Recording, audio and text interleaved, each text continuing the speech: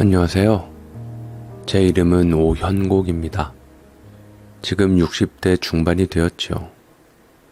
믿는 도끼에 발등 찍힌다는 말씀 잘 아시겠죠?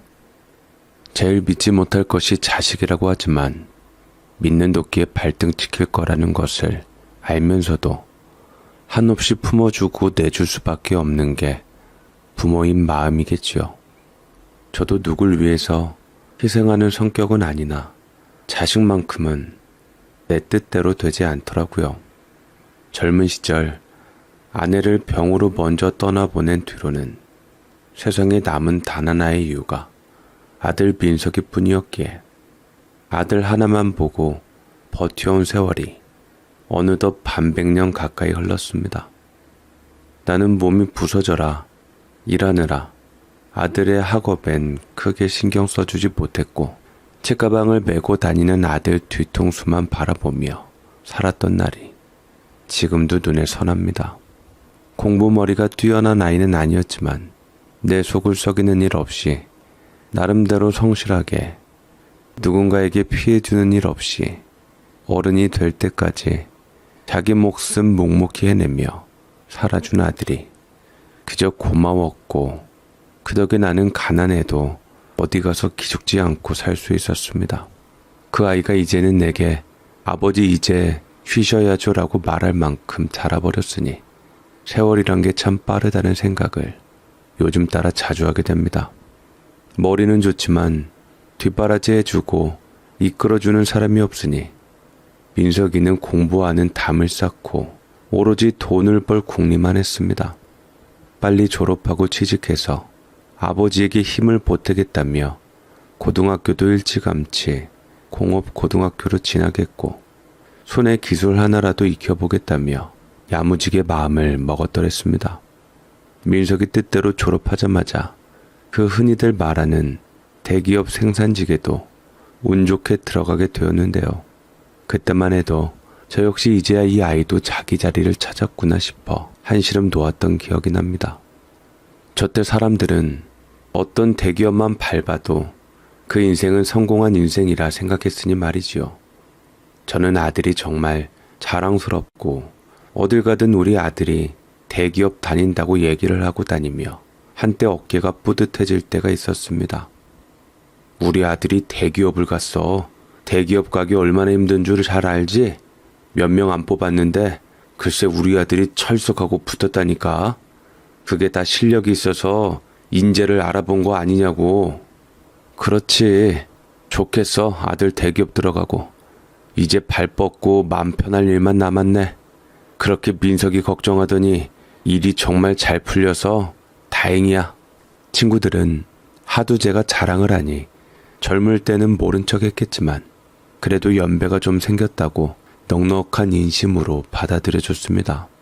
그렇게 매일매일 자식 자랑하는 팔불출 모습으로 그 기쁨으로 살았더랬죠.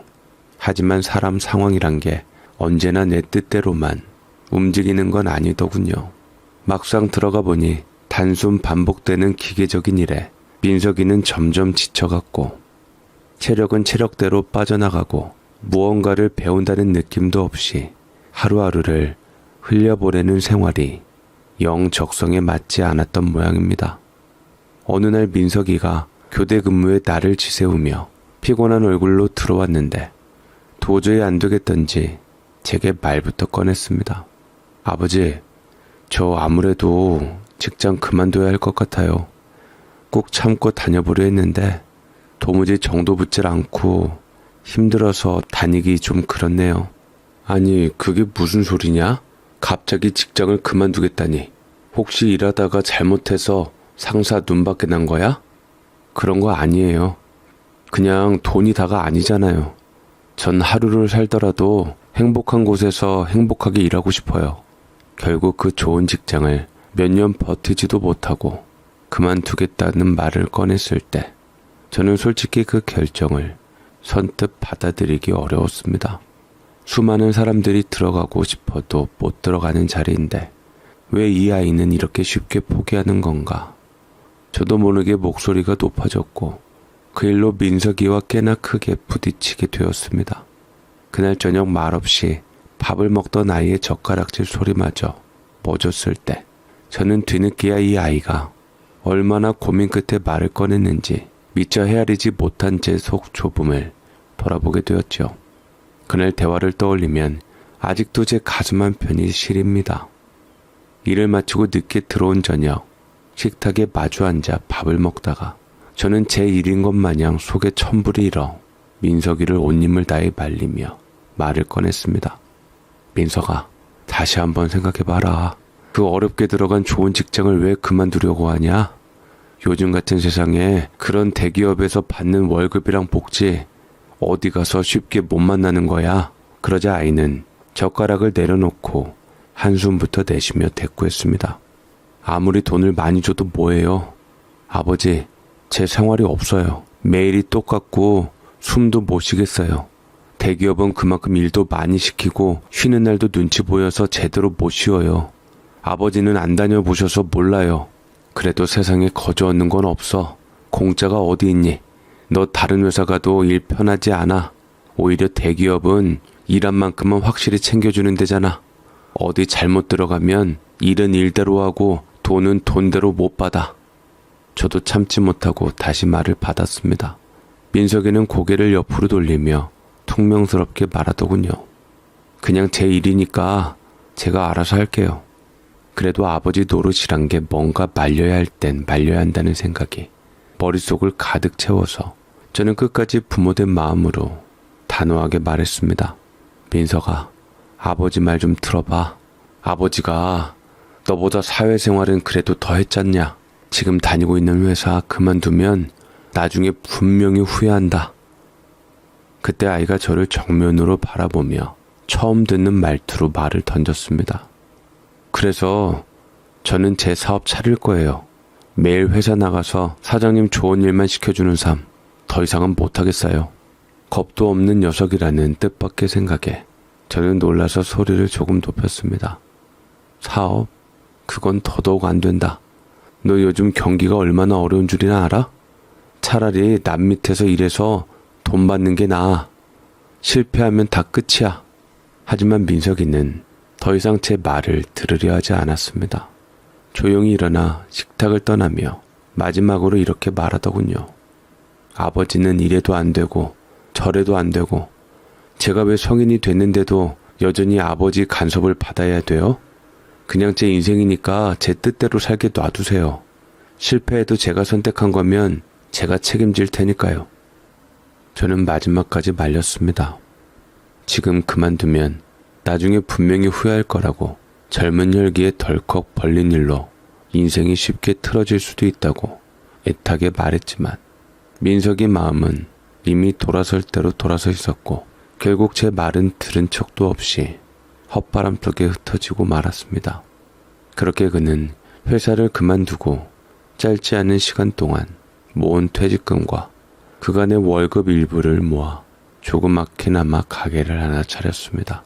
대단한 업종은 아니었고 누구나 지나가다 한 번쯤 발걸음을 멈출 법한 동네 골목의 소규모 점포였는데 처음에는 저도 마냥 반대할 수만은 없었습니다. 아이 눈엔 오랜만에 생기가 돌았고 가게 인테리어며 메뉴며 하나하나 정성 들이는 모습이 어쩌면 한 사람 몫을 온전히 해내겠다는 다짐 같아 말은 못해도 마음 한켠으로는 묵묵히 응원하고 있었지요. 하지만 현실은 녹록지 않았습니다. 자영업이라는 게 그렇게 마음먹은 만큼 흘러주는 물길이 아니더군요. 월세는 꼬박꼬박 빠져나가는데 매출은 들쭉날쭉하고 아무리 손님이 많아도 남는 건 없고 결국엔 그저 건물주 통장만 두둑해지는 모양새가 반복될 뿐이었습니다. 아들은 점점 말수가 줄었고 밤늦게까지 불이 꺼지지 않던 가게 안은 나중엔 불이 켜져 있어도 문이 열리지 않던 날이 많아졌습니다. 그 모습을 보며 저는 내 자식이 겪는 실패조차도 아버지로서 다 막아줄 수 없다는 걸 그제야 또 한 번 뼈저리게 실감했습니다. 30이 된 아들이 늦은 밤마다 옷에 기름 냄새를 잔뜩 묻힌 채 가게 문을 닫고 터덜터덜 들어오는 모습을 보면 저는 괜히 방 안 불 꺼진 채로 누운 척하며 눈을 감곤 했습니다. 안쓰럽다는 말도 괜찮냐는 말도 무얼 해줘야 할지 몰라 그저 숨을 죽이고 누워 있었죠. 속으로는 얼마나 마음이 아팠는지 모릅니다. 하루하루 버티듯 살아가는 아이의 모습에 내가 그때 좀 더 강하게 말렸어야 했는데, 그때도 아버지라면 막아야 했는데, 그런 자책감이 밤마다 찾아와 잠도 쉽게 들 수가 없었습니다. 그 아이가 택한 길이라 해도 그 길에 돌뿌리가 깔려 있단 걸 알면서도 묵인했던 건 결국 제 책임이 아닌가 싶었고, 그러니 민석이의 고생도 돌고 돌아 모두 제 탓이라는 생각에 가슴 한구석이 시리게 저려왔죠. 말은 못해도 매일 가게 앞을 슬쩍 지나며 안을 들여다보고 가끔은 몰래 도시락 하나 들고 가게 문턱에 놓고 돌아서 오기를 반복하며 저는 뒤에서 조용히 아이의 그림자를 지켜보고 있었습니다. 결국 일이 그렇게 흘러갈 줄은 그때는 미처 몰랐습니다. 실은 민석이는 결혼을 약속한 사귀던 아가씨가 있었는데요.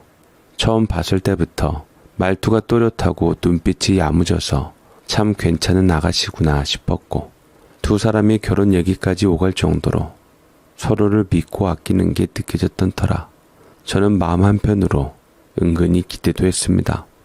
어찌 보면 아들의 삶의 마지막 안식처처럼 느껴졌다고 해야 할까요? 그런데 세상살이란 게 뜻한 대로만 흐르지 않더군요. 가게 형편이 점점 어려워지고 아들은 자존심이 상할 대로 상한 채 지쳐만 가고, 아가씨는 그런 민석이를 걱정하면서도 결국 현실적인 벽 앞에 서서 조용히 떠나버린 것이었죠. 여자친구랑 헤어진 날 아이는 말이 없었습니다. 그저 가게 문을 며칠이고 열지 않았고, 그동안 정성스레 붙여뒀던 메뉴판도 뜯긴 채로 덩그러니 바닥에 나뒹굴고 있던 날, 저는 그 앞을 멍하니 서 있다가 한참이나 발길을 떼지 못했죠. 사업은 결국 그 상태로 끝났습니다.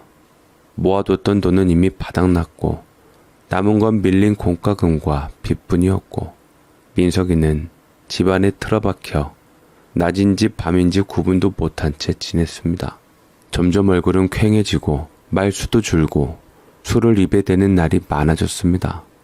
아들 방에서 잔술병이 하나둘 드러날 때마다 저는 그 병을 치우면서도 아무 말 못하고 그저 한숨만 길게 쉬었습니다. 뭘 어떻게 해줘야 할지도 모르겠고 무슨 말을 건네도 아이의 마음에 닿지 않을 것 같아 저는 그저 복도에 서서 문만 바라보다 돌아서는 날이 많았습니다. 답답하고 속이 타들어가는 것도 문제였지만 그렇게 속수무책으로 아들이 무너지는 걸 지켜봐야만 했던 제 자신이 누구보다 원망스러웠습니다. 그래도 사람 인생이란 게 끝없이 꺾이기만 하진 않더군요. 하루는 민석이가 집으로 어설프게 다듬은 꽃다발을 들고 들어왔는데 손에 묻은 네일 파우더 자국을 보고 저는 눈치챘습니다. 혹시나 좋은 인연이 찾아온 게냐? 좋은 인연이라기보다 그냥요. 가게함이 알게 된 옆가게 네일아트 하던 아가씨와 가까워졌어요. 그래, 잘했다. 사람에 대한 상처는 사람으로서 있는 것이다. 좋은 여자 만나서 행복해야지. 처음엔 말도 못 꺼내고 그냥 빙그레 웃기만 하던 아이가 시간이 좀 더 흐른 후 그 아가씨와 조심스럽게 결혼 생각이 있다고 말했을 때 저는 순간 가슴이 벅차서 눈물이 핑 돌았습니다. 그동안 무너져 있던 아이가 다시 사랑이라는 걸 품고 누군가와 함께 살아갈 용기를 냈다는 사실 하나만으로도 저는 더 바랄 게 없었죠. 네일아트 가게 아가씨를 봤을 때 행동이나 집안이나 직업까지 솔직히 저번 처음에 아들이 좋아했던 며느리감처럼 확 마음에 들지는 않았지만 그래도 아들이 그 아가씨를 보며 웃기에 저는 그것만으로도 고마워서 니들 좋아하면 결혼해라라며 받아들였습니다. 둘은 작게나마 결혼식을 올렸고 얼마 지나지 않아 아이를 가졌다는 이야기를 들었을 때 저는 감격에 겨워 눈을 감고 한참을 앉아 있었습니다. 인연은 과히 따로 있었던 모양입니다. 제 손주라니. 제 눈에는 아직도 코 올리게 어린아이 같던 아들이 이제 누군가의 아버지가 된다는 게 믿기지도 않고 기쁘면서도 어딘지 모르게 겁도 났습니다. 그런데 민석이는 또 한 번 저를 놀라게 했습니다. 상황이 사람을 만든다고 해야 하나요? 자기를 믿어주는 처자식을 위해서라도 다시 일어서 보겠다고 손주 낳기 전에 뭐라도 해야겠다며 이력서를 돌리고 아르바이트며 일용직이며 가리지 않고 다니기 시작했거든요. 자존심이고 뭐고 이제는 책임이라는 무게 앞에서 버틸 수만 있다면 뭐든 하겠다는 그 눈빛이 예전엔 볼 수 없던 단단함을 담고 있었습니다. 이번에야말로 아들이 뭔가 해낼 것 같았고 저는 아들을 응원했죠. 하지만 몸과 마음이 이미 한번 무너졌던 탓인지 아들은 여기저기 일자리를 옮겨 다니기는 해도 오래 버티지는 못했습니다.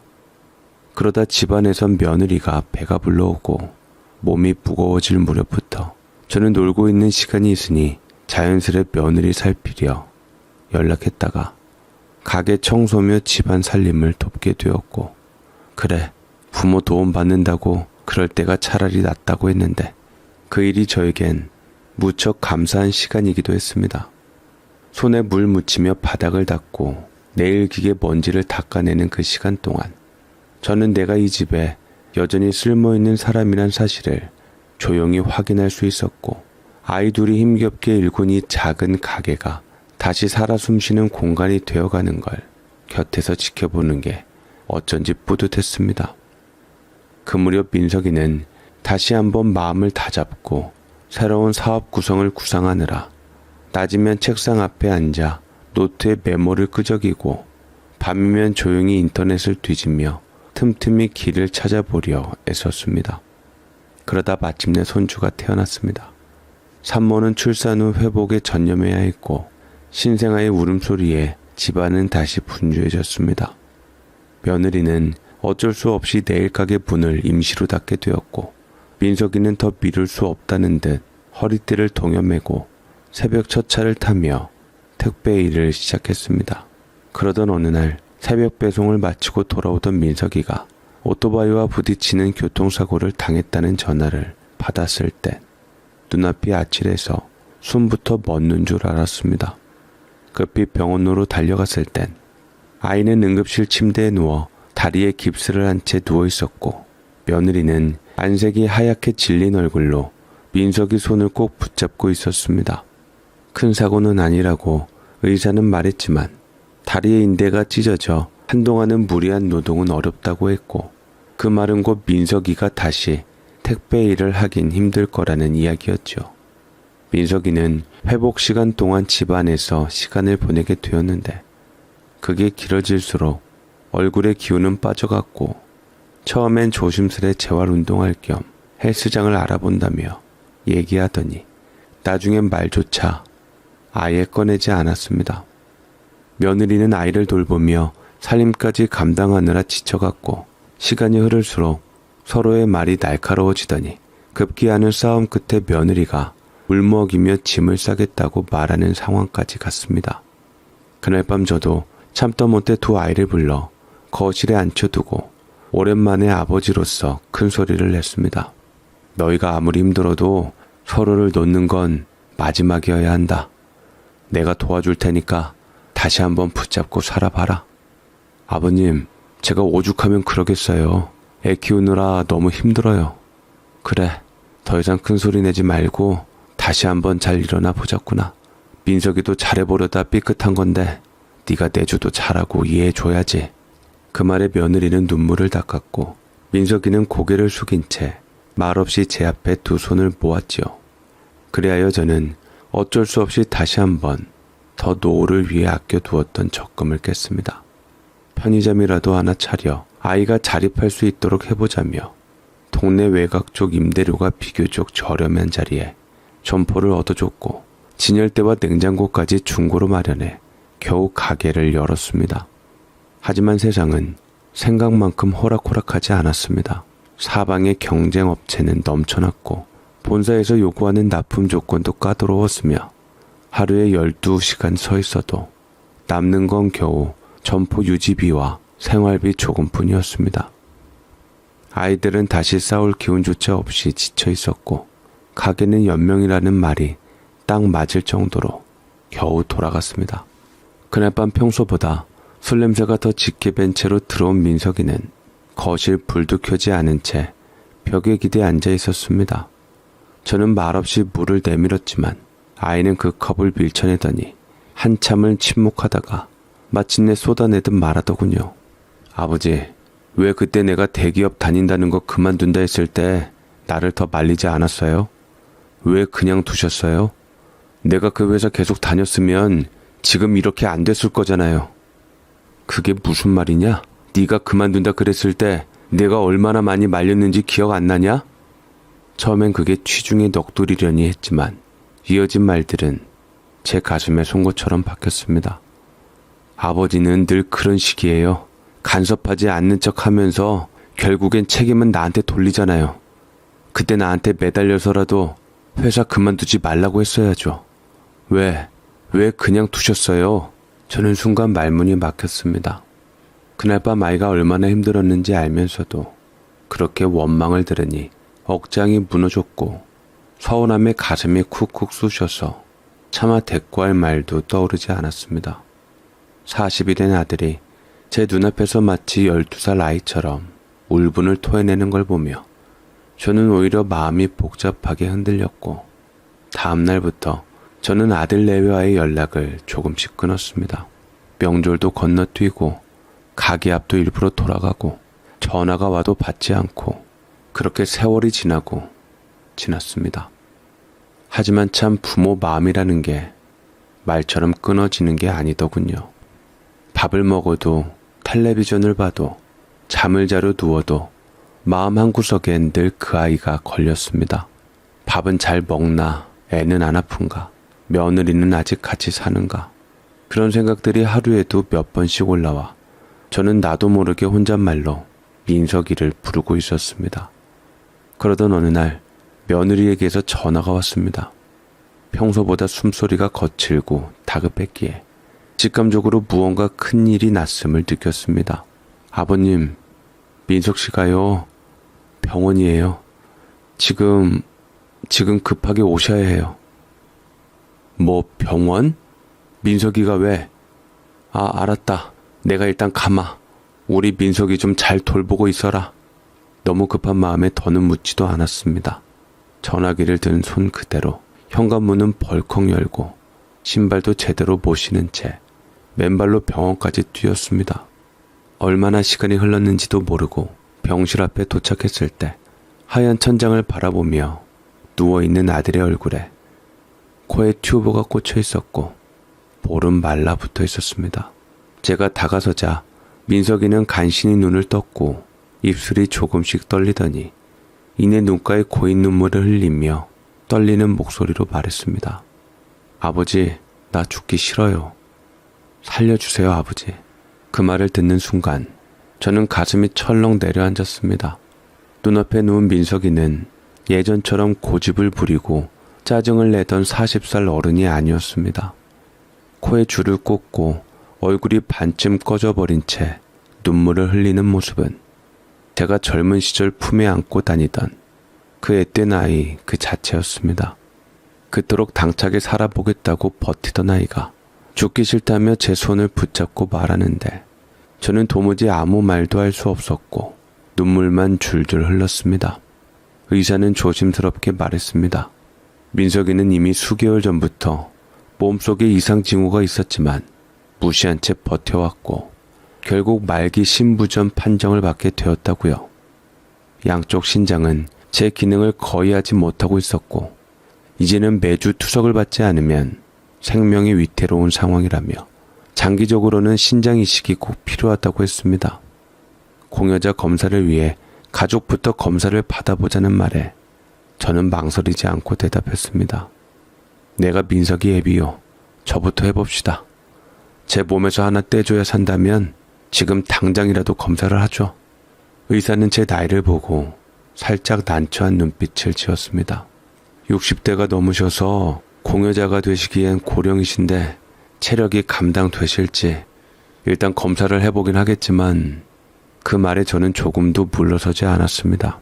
나이는 중요하지 않습니다. 매일 아침 운동하고 술, 담배 안 하고 식단 조절하며 살아왔습니다. 병원에서도 건강하다는 얘기만 들었지 약 하나를 복용한 적도 없습니다. 제 몸 자신 있어요. 제가 강력하게 주장하자 병원 의사들은 당황해하면서도 제가 원하는 대로 적합성 검사를 했고, 제가 그래도 민석이 아버지였던 것인지 그렇게 진행된 검사에서 놀랍게도 저는 민석이와 조직 적합성이 잘 맞았고 양쪽 신장 상태도 매우 양호하다는 진단을 받았습니다.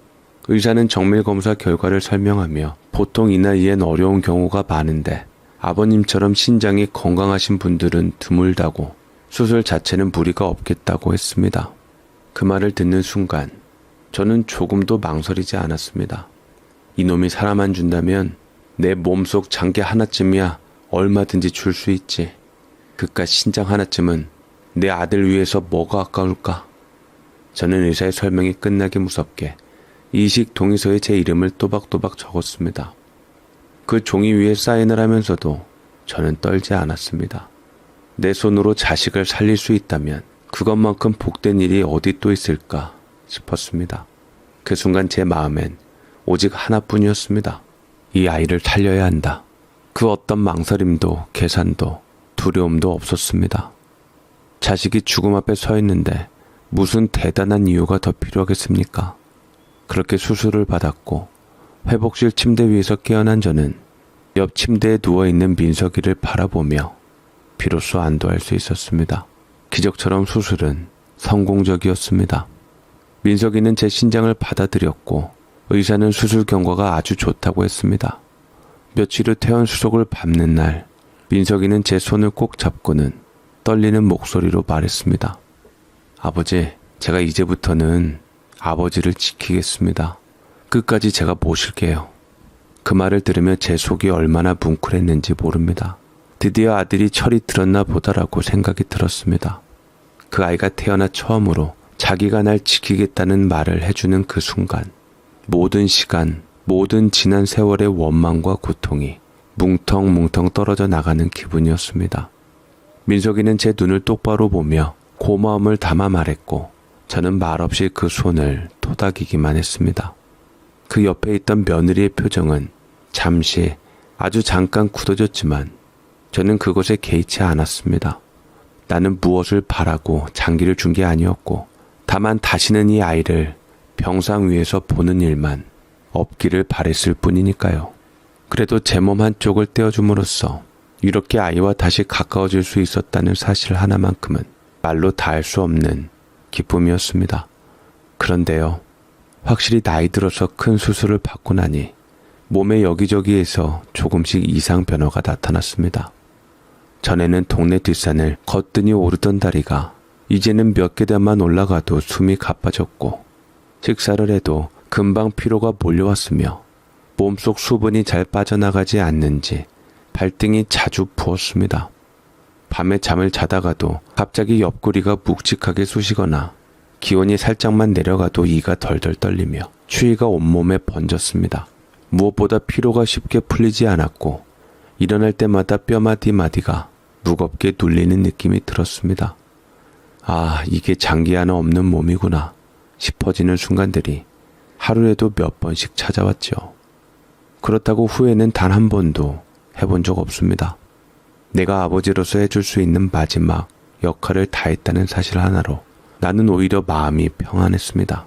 그런데 병원에서는 제 몸 상태를 좀 더 면밀히 살펴보더니 수술 직후부터 나타난 빈혈 증상, 수분 저류로 인한 부종, 체온 조절 기능 저하, 그리고 신진대사 기능의 둔화가 예상보다 심하다고 했습니다. 단순히 나이 때문이 아니라 신장이 하나 줄어든 상태에서 혈압과 수분, 전해질 불균형 조절하는 능력이 급격히 떨어져 있었기 때문이었습니다. 결국 저는 정기적인 수액 치료와 회복 관찰이 필요하다는 판단 아래 민석이보다 더 오래 입원하게 되었고 민석이는 젊은 덕에 회복이 빨라 머지않아 병원을 나와 일상생활로 돌아갈 수 있게 되었습니다. 그 모습을 침대에 누워 바라보면서도 저는 아들이 살게 되었다는 것만으로도 오히려 흐뭇한 마음이 더 컸습니다. 나 대신 저 아이가 다시 두 발로 걷는 것만으로도 저는 기뻤습니다. 몸은 예전 같지 않았지만 아들의 손길이 곁에 있다는 사실만으로도 마음은 따뜻했습니다. 그게 부모 마음이고 민석이에 대한 제 부성애였죠. 민석이는 시간이 날 때마다 병문 안을 와서 제 머리맡에 앉아 있었고 제가 일어나려 하면 얼른 손을 내밀어 부축하며 말했습니다. 아버지, 그냥 누워 계세요. 오늘은 제가 다 해드릴게요. 그런 아이의 모습에 저는 말은 안 했지만 속으로 얼마나 고마웠는지 모릅니다. 힘들고 지친 시절을 함께 버텼던 내 자식이 이제 내 곁에 서서 나를 돌보고 있다는 사실만으로도 병실의 하얀 천장 아래에서도 저는 웃을 수 있었습니다. 며칠 뒤엔 오랜 친구 몇 명이 병문안을 왔습니다. 어디서 제 소식을 들었는지 들어오자마자 무척이나 제가 대단하다며 놀라워했고, 또 한 사람은 조용히 제 옆자리에 앉아 붙더군요. 야, 너 진짜 큰 결심했더라. 아들에게 신장을 줬다며? 네 나이에 그게 말처럼 쉬운 일이냐? 근데 왜 그렇게 서둘렀냐? 다른 공여자가 나올 때까지 기다릴 수도 있었잖아. 네 몸 생각 좀 하지 그랬어. 지금은 괜찮을지 몰라도 나이 들수록 회복도 더디고 여기저기 더 안 좋아질 텐데 솔직히 무모한 결정 같아. 그 말에 저는 순간 웃음도 눈물도 아닌 묘한 감정이 밀려와서 한동안 대꾸를 하지 못했습니다. 분명 그 말도 틀리진 않았습니다. 나이 들수록 몸이 약해지는 건 당연한 이치고 젊은 사람보다 회복 속도도 느리며 혹시 모를 합병증도 생각해야 했을 겁니다. 저는 친구의 말을 조용히 듣고 있다가 허리를 조금 세우고 천천히 말을 꺼냈습니다. 그래도 말이다. 어느 부모가 자식을 위해서 희생하지 않겠냐. 내 몸 하나 덜어줘서 살 수 있다면 그게 부모지, 그게 아버지 아니겠냐. 그러자 그 친구는 고개를 젓더니 어이가 없다는 듯 말하더군요. 너처럼 순진하게 생각해서 나 같은 일 겪는 거야. 자식도 다 같은 자식인 줄 아냐? 나는 말이야, 한때 아들에게 전 재산 몽땅 맡겼다가 내 손으로 쥔 게 하나도 없어질 뻔했어. 그렇게 정신 차리고 나선 지금은 연락도 안 해. 등지고 살아. 자식이란 거 결국은 자기밖에 몰라. 너도 그렇게 될지 모른다. 저는 그 친구의 얼굴을 한동안 바라보다가 남의 아들을 그렇게 지 멋대로 매도하는 것이 듣기 싫고 심지어 불쾌하기까지 했고 작게 고개를 끄덕이며 말했습니다. 그런 일이 있었다면 참 안 됐네. 그래도 난 우리 민석이는 좀 다르다고 믿는다.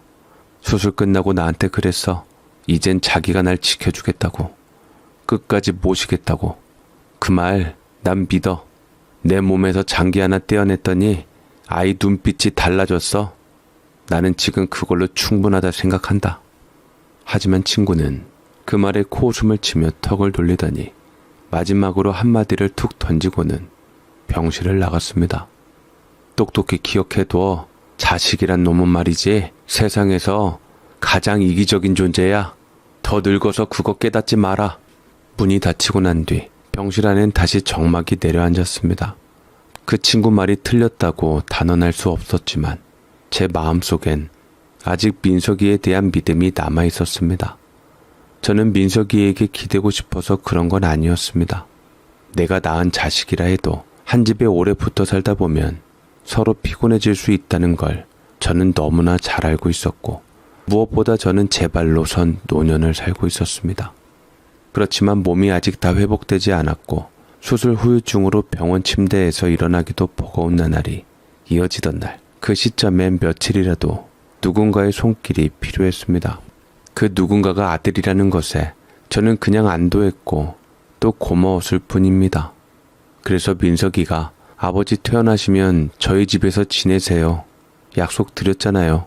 이번엔 제가 아버지 곁을 지켜드릴 차례라고요. 라고 말했을 때 저는 고맙다고만 하고 따라 나섰습니다. 사실 민석이네 집은 자주 가지 못했습니다. 서로 바쁘다는 핑계로 식사 한번 하기도 어려웠고 며느리가 눈치 보일까 싶어 제가 일부러 발걸음을 아꼈던 것도 있었습니다. 그렇다 보니 병원에서 나와 처음 민석이 집 문턱을 넘는 순간엔 괜히 마음 한편이 두근거렸습니다. 그래도 내 아들 집인데 몸도 불편한데 좀 편안하게 쉴 수는 있겠지. 그런 기대가 없었던 건 아니었죠. 하지만 문을 열고 들어선 순간부터 그 기대는 서서히 사그라들기 시작했습니다. 방은 있었지만 창문이 작고 햇볕이 들지 않아 늘 축축했고 낮에도 불을 켜야 했습니다. 가구 배치는 어쩐지 저를 고려한 것 같지 않았고 제 짐이 놓일 자리도 마땅치 않았습니다. 어디 그뿐입니까? 며느리는 인사도 반갑게 하긴 했지만 얼굴 표정이 억눌린 듯한 기색이 드러났고, 제가 물 한 잔 꺼내 마시려 해도 제가 가져다 드릴게요 라는 말과 함께 서둘러 다가오며 제 손을 막았습니다. 처음엔 그게 배려인 줄 알았지만 며칠 지나자 그것이 경계라는 걸 알게 됐습니다. 민석이도 눈치를 보는 것 같았습니다. 며느리가 내어준 방은 집안 깊숙한 구석 창고로 쓰던 공간이었습니다. 문을 열자마자 느껴지는 쾌쾌한 곰팡이 냄새에 목이 칼칼해졌고, 방 한편엔 박스며 헌옷까지며 어디다 쓰는지 모를 잡동사니들이 쌓여 있었는데 그 뒤엔 희미하게 먼지가 내려앉아 있었습니다. 방이 3칸이나 있었지만 안방은 부부 몫이고 다른 한 방은 손주가 쓴다며 며느리는 마치 미안한 기색이라도 비치듯 말했지만 제가 보기엔 이미 정해진 듯한 목소리였습니다. 그렇다 보니 저로서는 선택의 여지가 없었고, 굳이 말 꺼내봐야 괜한 불편함만 더해질까 싶어 입을 닫은 채 그 방에 짐을 풀 수밖에 없었습니다. 며느리는 내일 가게 일이 있다며 대부분 외출했고, 민석이도 편의점 일로 새벽에 나갔다 밤늦게 돌아오는 날이 많았기에 집은 거의 저 혼자였습니다. 손주는 학교 끝나고 학원까지 다녀온 뒤 늦게 저녁에야 들어왔고, 그 시간쯤 되면 밥도 제대로 안 차려 있을 때가 많아 저는 냉장고 문을 열어 반찬을 꺼내고 전자레인지로 밥을 데워 손주 밥상 차려주기 일쑤였습니다. 간단한 청소며 빨래, 마른 빨래 갠 것 정리하는 것도 대부분 제 몫이 되었고, 마치 제가 민석이 집에 가사 도우미처럼 돼버린 느낌이 들었습니다. 처음엔 손주 웃는 얼굴 하나만으로도 참을 수 있었지만 날이 갈수록 방 안의 공기처럼 제 마음도 눅눅해져만 갔습니다. 그러는 사이 민석이 운영하던 편의점은 사방에서 어려움이 몰려왔습니다. 원래도 잘 되는 가게는 아니었는데 엎친 데 덮친 격으로 같은 골목 끝자락에 대형 프랜차이즈 편의점이 새로 들어서는 바람에 손님들이 절반 가까이 줄었고, 민석이 얼굴은 날마다 어두워졌습니다. 수익은 줄고 재고는 쌓이고 납품 대금도 밀리는 지경이 되자 민석이는 결국 가게를 접을까 고민하다가 요즘은 요식업이 잘 나간다는 소리를 들었는지 갈비집을 해보겠다며 설레는 얼굴로 제게 말을 꺼냈습니다. 아버지, 이제 편의점은 접고 식당으로 가보려고요. 이번엔 진짜 제대로 해보겠습니다. 고깃집은 꾸준히 먹는 수요도 있고 자리만 잘 잡으면 승산이 있어요. 공사 끝나면 바로 오픈할 거예요. 저는 속으로 그 사업 자금은 대체 또 어디서 났을까 하고 의아해하면서도 아들이 뭔가 준비한 게 있겠지 싶어 말없이 고개만 끄덕였습니다. 하지만 며칠 후 우연히 민석이 휴대폰으로 온 문자를 보고 알게 됐습니다. 제 집, 그러니까 제가 살아온 그 오래된 단독주택을 어느새 전세로 내놓았고, 그 전세금이 고스란히 갈비집 인테리어 비용과 가맹비, 초기 자금으로 들어간 것이었습니다.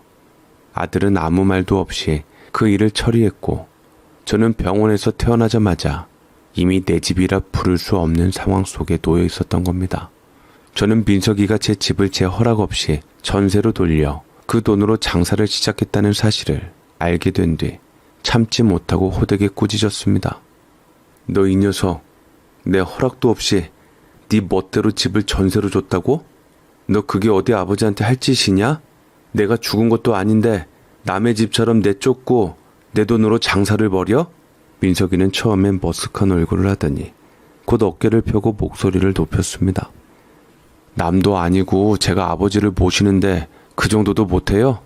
그 돈 제가 흥청망청 쓴 것도 아니고 가족 위해 장사하려고 쓴 거잖아요.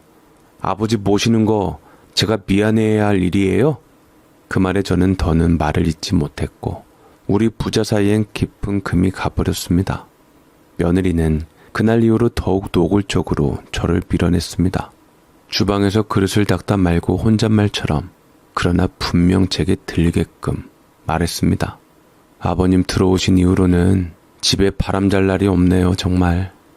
그 말에 이어 손주 녀석도 어느 날 교복을 벗어던지며 말하더군요. 할아버지 있어서 친구도 못 불러오잖아요. 집이 너무 갑갑해져서. 저는 아무 말도 하지 못하고 조용히 방 안으로 들어가 문을 닫았습니다. 그때부터는 가족이라는 말이 더 이상 제게 위로가 되지 않았습니다. 가게가 바쁘다는 핑계로 식사는 늘 혼자 차려 먹었고, 어느 날은 아이 셋이 외식을 나간 걸 몰랐다가 밤늦게 비어있는 밥솥 앞에서 겨우 라면 하나 끓여 먹은 적도 있었습니다. 주말이면 가족끼리 여행을 간다고 떠났고, 저는 그 사실을 집안 정막 속에서야 알게 되었습니다. 며느리는 결국 날선말까지 쏟아냈습니다. 아버님 오시고 나서 냉장고가 바닥이에요. 생활비도 안 내시면서 너무하신 거 아니에요? 뭐 생활비? 너 지금 나한테 생활비라고 했냐? 네, 생활비요. 저희 벌이 뻔한 거 아시면서 그렇게 무전 취식을 하셔야겠어요? 말 다 했어? 무전 취식이라고? 참. 그 말에 저는 헛웃음이 나올 수밖에 없었습니다. 생활비는 이름으로 내지 않았지만 식재료며 생필품, 손주 학원비, 병원비, 관리비에 배달 음식까지 거의 모든 지출이 제 통장에서 빠져나가고 있었습니다. 한 달이면 좋게 150만 원은 넘게 나갔고, 저는 이미 조용히 그리고 묵묵히 감당하고 있었습니다. 게다가 몸은 여전히 예전 같지 않았습니다. 신장이 하나 줄어든 탓인지 수술 후 1년이 지나도록 몸 상태는 완전히 회복되지 않았고, 늘 피로했고, 계절이 바뀔 때마다 병원 문턱을 넘는 날이 잦아졌습니다. 그런데도 아들 내외는 제 건강을 걱정하기는커녕 점점 저를 눈의 가시처럼 여기는 눈치였습니다. 집은 사실상 제 것이지만 제가 돌아갈 자리는 없었고, 이 집안에서 저는 점점 투명한 존재가 되어가고 있었습니다.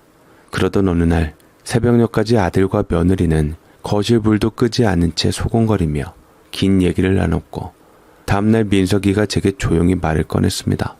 아버지, 드릴 말씀이 있습니다. 그리고는 서랍에서 도장을 꺼내면서 어느 한 서류를 제 앞에 내려놓았습니다. 아버지, 실은 오랫동안 생각하고 고민해왔던 일인데요. 아버지 요양원 입소 계약 완료됐어요. 괜히 직접 식사하며 집안일이며 신경 쓰지 않게 앞으로는 요양원에서 지내시면 좋을 것 같아요.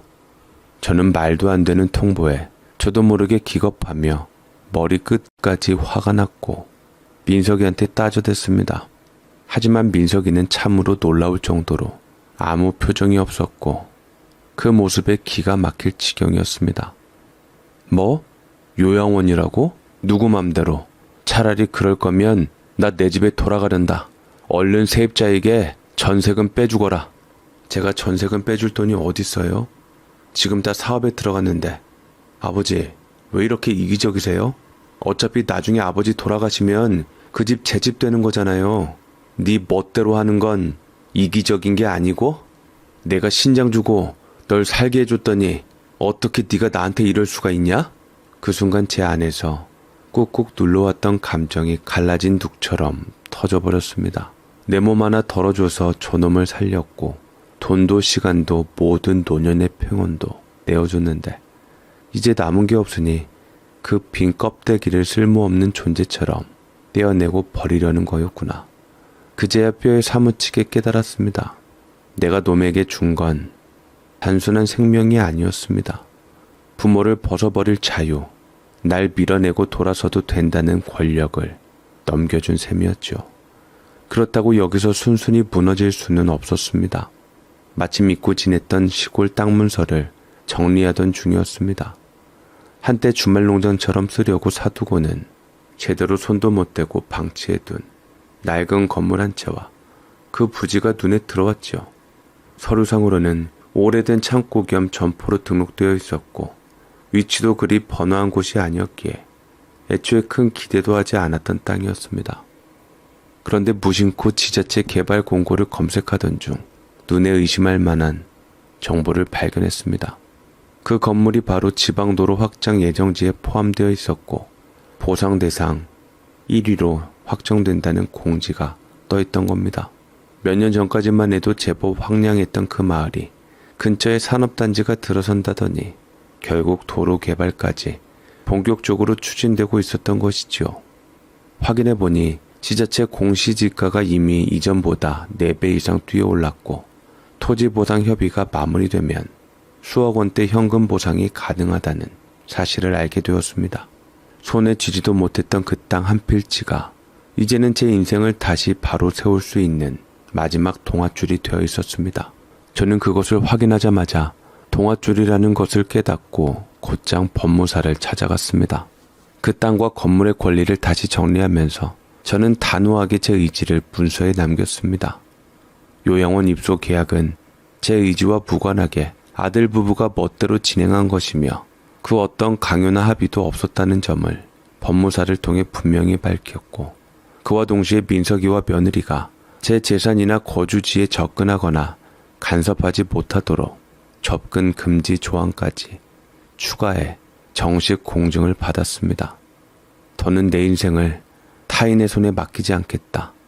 그리고 늙었다고 함부로 버림받지 않겠다는 내 뜻을 이제는 내 손으로, 내 이름으로 지키겠다. 저는 떨리는 손으로 문서의 마지막 장에 제 이름 석자를 또박또박 눌러 적으며 그렇게 마음을 다잡았습니다. 그 순간만큼은 수술 후 계속 이어진 피로도 몸 이곳저곳의 통증도 사라진 듯 묵직하게 쌓여있던 마음의 그림자가 조금은 걷히는 기분이었습니다. 그리고 민석이와 며느리는 그 모든 사실을 전혀 모르고 있었습니다. 요양원 입소 당일 아침 두 사람은 제 방에 들어와 옷가지며 약봉지며 제 물건들을 손빠르게 챙기고 있었고, 아버님, 이거 입소하셔서 필요하실 거예요. 아들 내외가 신이 나고 잔뜩 들떠서 짐을 꾸리는 모습이 어쩐지 이사보단 분리수거에 가까워 보였죠. 하지만 그날 새벽 저는 모든 것을 꿰뚫어 본 상황이고 그것 모두를 알기에 이미 조용히 그 집을 빠져나온 상태였습니다. 허리와 무릎이 여전히 불편했지만 아무 말 없이 아무 도움도 받지 않은 채 터덜터덜 짐 하나 끌고 집을 나섰습니다. 스스로 낸 발걸음으로 스스로 선택한 삶을 다시 살아보기 위해서였습니다. 제가 향한 곳은 오래전 제게 조용히 충고를 해줬던 친구의 집이었습니다. 자식이란 게 결국 가장 이기적인 존재다라고 말하며 등을 돌리던 그 친구 말이 이제야 뼈에 사무치게 와닿았던 겁니다. 친구는 제 전화를 받고 망설임 없이 차를 몰고 왔고, 이제라도 잘하셨어. 늦지 않았어. 자식은 자식이고 네 삶은 네 거야. 언제까지 부모가 자식을 위해 희생을 해야 하냐? 연락 잘했어. 말없이 제 짐을 받아들고는 조용히 자기 집까지 데려다 주었습니다. 친구 집에서 며칠을 신세지며 새로 살 보금자리를 마련했고, 저는 그 친구에게 다시 연락하겠다며 제가 살 곳으로 들어섰죠. 기꺼이 아들의 그림자에서 벗어나 다시 오현곡이라는 한 사람으로 살아가기 시작했습니다. 아들은 제가 조용히 스스로 떠나버리자 처음엔 오히려 안도했다는 말을 들었습니다. 아버지 스스로 떠나다니 차라리 잘 됐다. 요양원비도 아깝고 눈치도 보이고 이참에 정리된 셈이지. 아주 속이 후련하네. 그놈은 그렇게 속 편하게 아마도 생각했을 겁니다. 자기 집 한켠에서 늙은 아버지의 밥상을 따로 차려줄 일도 냉장고 속 음식 소비량에 신경 쓸 필요도 없어진 거니까요. 하지만 얼마 지나지 않아 법원으로부터 세입자 전세금을 반환하고 집을 원상복구하라는 명확한 통보가 도착했을 때 민석이 얼굴이 어떻게 굳었을지는 뻔했습니다. 더구나 제가 묵혀뒀던 시골 땅이 지방도로 확정 부지에 포함되면서 시세가 몇 배로 뛰었다는 사실을 알게 되었을 때 그때서야 그놈은 비로소 아차 싶었겠죠. 그제야 민석이는 허둥지둥 저를 찾아다니기 시작했습니다. 전화도 수십 통, 문자도 매일같이 보냈고 심지어 친구들한테까지 제 행방을 물었다더군요. 하지만 저는 그 아이 앞에 다시는 나타나지 않았습니다. 더 이상 그 눈빛에 흔들리지 않겠다고, 그 손끝에 나를 다시 올려두지 않겠다고 마음을 굳게 다졌습니다. 그리고 어느 날 전화기를 확인하니 그 애가 남긴 마지막 메시지가 도착해 있었습니다. 아버지, 미안해요. 그때 너무 힘들어서 그랬어요. 제 맘 아시죠, 아버지? 그 말에 나는 단 한 줄로 답을 보냈습니다. 나는 네 마음 모르겠다. 아무리 생각해도 네가 나이 들수록 나는 모르겠어. 너는 힘들면 아버지를 버리는 놈이고 나는 죽어도 너를 살린 놈이다. 그러니까 우리는 다르다. 그 이후로 저는 아들에 대한 모든 미련과 사랑을 다 접고 그냥 전혀 상관없는 사람 대하듯 민석이의 번호도 마음도 아들로서의 자격도 전부 차단하기로 했습니다. 그래야지 저도 더 이상 아들에게 미련을 가지지 않을 것만 같았지요. 그렇게 현재 아들에게 연락이 끊어지고 등 돌려진 지금의 나는 조용한 시골집에 내려와 있습니다. 아들에게 신장을 떼어준 제 몸이 완전히 회복된 건 아니지만 더는 병원 들락거리며 눈치 볼 일도 누군가의 눈빛에 가슴 졸일 일도 없다는 게 이렇게 편한 줄은 미처 몰랐습니다. 아침이면 닭 우는 소리에 눈을 뜨고 작은 텃밭에 나가 삽질도 해보고 모종에 물도 주고 감자 몇 알 캐내면 그게 내 하루의 수확이자 기쁨이 됩니다. 이젠 무리하지 않는 선에서 하루하루를 천천히 살아가고 있습니다. 밥 한 끼도 내 손으로 지어 먹고 된장찌개 하나 끓이며 살았다는 실감이 드는 요즘입니다.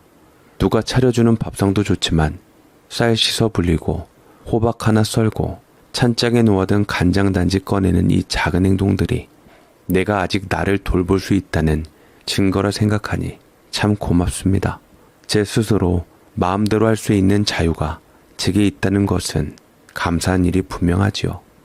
그래서 저는 들어오는 돈을 나를 위해서 쓰는 일 말고 또 뭐가 있을까 곰곰하게 생각하다가 혹시나 싶어 나중에 줄 손주 이름으로 통장 하나를 만들어 뒀습니다.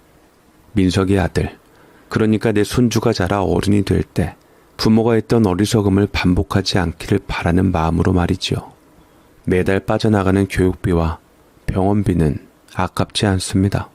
그 아이는 아직 철들지 않은 부모 대신 내가 마지막으로 지켜주고 싶은 씨앗 같은 존재니까요. 이제는 하루가 짧아도 미련 없고 세상이 차갑다 해도 나 자신을 배신하지 않으면 된다는 걸 배웠습니다. 나는 지금 조용히 그리고 단단하게 내 몫의 평온을 살아가고 있습니다. 제 소문을 들은 제 주변 사람들은 가끔 제게 그렇게 묻습니다. 어르신, 아들 하나 있는 거 마음 푸시지요. 이제 용서하실 때도 되지 않았나요? 그래도 자식인데 이미 엎질러진 물 다시 잘 지내보실 수도 있잖아요. 그렇지만 저는 그때마다 조용히 미소만 짓고 아무 말도 하지 않습니다. 제 3자한테는 왈가왈부하기 전에 말을 아끼는 편이 낫죠.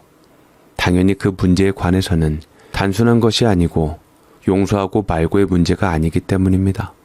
그 아이를 미워하지 않아서도 다 잊어서도 아닙니다.